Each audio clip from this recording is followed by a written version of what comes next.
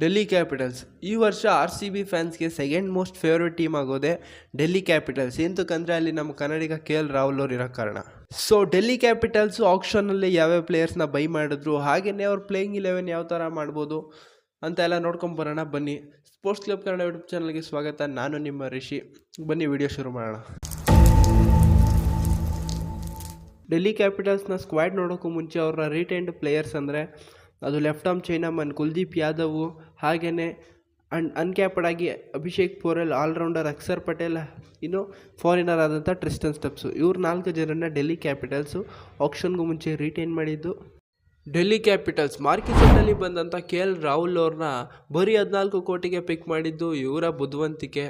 ಎಂತಕ್ಕಂದರೆ ಮುಂಚೆ ಬಂದಂಥ ಶ್ರೇಯಸ್ ಅಯ್ಯರ್ ಹಾಗೆಯೇ ರಿಷಬ್ ಪಂತ್ ಅವ್ರನ್ನ ಜಾಸ್ತಿ ದುಡ್ಡಿಗೆ ಸೇಲ್ ಮಾಡಿಸಿ ನಂತರ KL ರಾಹುಲ್ ಅವ್ರಿಗೆ ಡಿಮ್ಯಾಂಡ್ ಇಲ್ದಂಗೆ ಮಾಡಿದ್ದು 14 ಕೋಟಿಗೆ ಪಿಕ್ ಮಾಡಿದ್ದು ಬುದ್ಧಿವಂತಿಕೆನೇ ಇವ್ರದ್ದು. ಸೊ KL ರಾಹುಲ್ ಅವರು 14 ಕೋಟಿಗೆ ಡೆಲ್ಲಿ ಪಾಲಾದರು. ಇನ್ನು Mitchell Starc last year IPL ಹಿಸ್ಟ್ರಿಲಿ ಎಕ್ಸ್ಪೆನ್ಸಿವ್ ಪ್ಲೇಯರ್ ಆದಂಥ ಮಿಚೆಲ್ ಸ್ಟಾರ್ಕ್ ಅವರು ಬರೀ 11.25 ಕೋಟಿಗೆ ಹೋಗಿದ್ದು. ಹಾಗೆಯೇ ಯಾರ್ಕರ್ ಸ್ಪೆಷಲಿಸ್ಟ್ ಟಿ ನಟರಾಜನು 10.25 ಕೋಟಿಗೆ ಇವರು ಪಾಲಾದರು SRH ಬಿಟ್ಟ ಕಾರಣ. ಇನ್ನು ಜೇಕ್ ಫ್ರೇಜರ್ ಮೆಕ್ಕರ್ಕ್ ಲಾಸ್ಟ್ ಇಯರು ಲುಂಗಿಸಾನಿ ಎನ್ಗಿಡಿ ಅವ್ರ ರೀಪ್ಲೇಸ್ಮೆಂಟ್ ಆಗಿ ಬಂದಂಥ ಮೆಕ್ಕರ್ಕ್ ಅವ್ರನ್ನ 9 ಕೋಟಿಗೆ RTM ಮಾಡ್ಕೊಂಡಿದ್ದು. ಎಂತಕ್ಕಂದರೆ ಇವರು ಲಾಸ್ಟ್ ಇಯರ್ ಅಷ್ಟು ಸಖತ್ತಾಗಿ ಓಪನರ್ ಆಗಿ ಸಖತ್ತಾಗಿ ರನ್ಸ್ನ ಮಾಡಿಕೊಟ್ಟಿದ್ರು ಡೆಲ್ಲಿ ಕ್ಯಾಪಿಟಲ್ಸ್ಗೆ. ಸೊ ಇವ್ರನ್ನ RTM ಮಾಡಿಕೊಂಡ್ರು. ಇನ್ನು ಮುಖೇಶ್ ಕುಮಾರ್ ಅವರು ಕೂಡ 8 ಕೋಟಿಗೆ RTM ಮಾಡ್ಕೊಂಡಿದ್ದು ಅಲ್ಲೇ ಇದ್ದರು.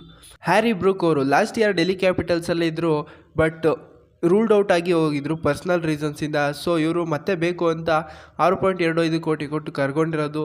ಇನ್ನು ಅಶುತೋಷ್ ಶರ್ಮಾ ಅವರು 3.80 ಕೋಟಿಗೆ ಸಿಕ್ಕಿದ್ದು, ಇದು ಕೂಡ ಸ್ಟೀಲೇನೆ. ಎಂತಕ್ಕಂದರೆ ಲಾಸ್ಟ್ ಇಯರು ಆ್ಯಸ್ ಎ ಫಿನಿಷರು ಸಖತ್ತಾಗಿ ಮ್ಯಾಚಸ್ನ ಇನ್ನಿಂಗ್ಸ್ನ ಆಡಿದ್ರು, ಒಳ್ಳೊಳ್ಳೆ ಇನ್ನಿಂಗ್ಸ್ನ ಕಟ್ಟಿದ್ರು. ಇನ್ನೂ ಜಾಸ್ತಿಗೆ ಹೋಗ್ತಾರೆ ಅಂದ್ಕೊಂಡಿದ್ದೆ.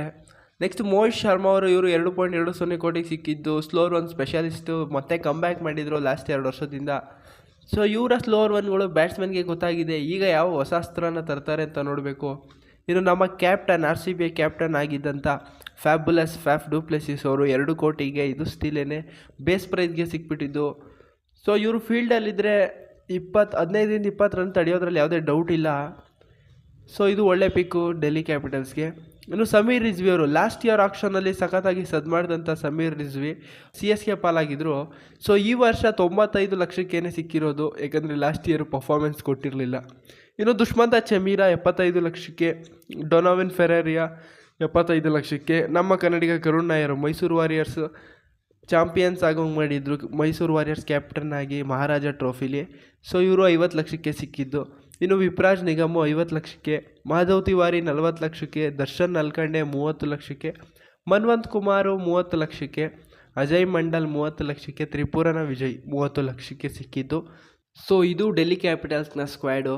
ಈಗ ಪ್ಲೇಯಿಂಗ್ 11ನ ನೋಡೋಣ ಬನ್ನಿ. ನಮ್ಮ ಕನ್ನಡಿಗ KL ರಾಹುಲ್ ಅವರು ಕ್ಯಾಪ್ಟನ್ ಆಗಿ ಡೆಲ್ಲಿ ಕ್ಯಾಪಿಟಲ್ಸ್ನ ಲೀಡ್ ಮಾಡ್ತಾರೆ, ಅದರಲ್ಲಿ ಯಾವುದೇ ಡೌಟ್ ಇಲ್ಲ. ಇನ್ನು ಓಪನರ್ಸ್ ಆಗಿ ಬರೋದು KL ರಾಹುಲ್ ಅವರು JFM ಲಾಸ್ಟ್ ಇಯರ್ ಪ್ರೂವ್ ಮಾಡ್ಕೊಂಡಿದ್ದಾರೆ. ಜೇಕ್ ಫ್ರೇಜರ್ ಮೆಕ್ಕರ್ಕು ಇವರಿಬ್ಬರು ಓಪನರ್ ಆಗಿ ಬರ್ತಾರೆ. ನೆಕ್ಸ್ಟು ಫ್ಯಾಫ್ ಅವರು, ಆಮೇಲೆ ಕರುಣ್ ನಾಯರ್, ಅಭಿಷೇಕ್ ಪೋರೆಲ್ ವಿಕೆಟ್ ಕೀಪರ್ ಆಗಿ ಕೂಡ ಇವರೇ ಇರೋದು. ಇನ್ನು ಸ್ಟಬ್ಸು ಅಶುತೋಷ್ ಶರ್ಮಾ ಅವರು ಫಿನಿಷರ್ಸ್ ಆಗಿ ಇರ್ತಾರೆ. ಇನ್ನಿಂಗ್ಸ್ನ ಬಿಲ್ಡ್ ಮಾಡಬೇಕು ಅಂದರೆ ಅಕ್ಷರ್ ಪಟೇಲ್ ಮೇಲೆ ಬರ್ತಾರೆ, ಇಲ್ಲಾಂದರೆ ಇವರಿಬ್ಬರು ಆದಮೇಲೆ ಅಕ್ಷರ್ ಪಟೇಲ್ ಬರ್ತಾರೆ.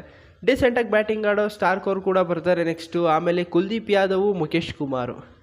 ಇದು ಪ್ಲೇಯಿಂಗ್ 11. ಇಂಪ್ಯಾಕ್ಟ್ ಪ್ಲೇಯರ್ ಆಗಿ ನಟರಾಜನ್ ಅವರು ಬೇಕು ಅಲ್ಲ, ಅವರೇ ಬರೋದು. ಅಲ್ಲಿ 4 ಬೌಲರ್ಸ್ ಆಗಿದ್ದು.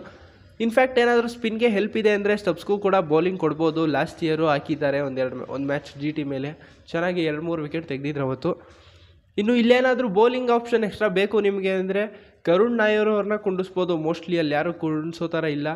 ಕರುಣ್ ನಾಯರ್ ಅವ್ರನ್ನ ಕುಣಿಸಿ ಮೋಹಿತ್ ಶರ್ಮಾ ಅವ್ರನ್ನ ತರ್ಬೋದು ಬೇಕಾದರೆ. ಸೊ ಇದು ನಮ್ಮ ಪ್ಲೇಯಿಂಗ್ 11.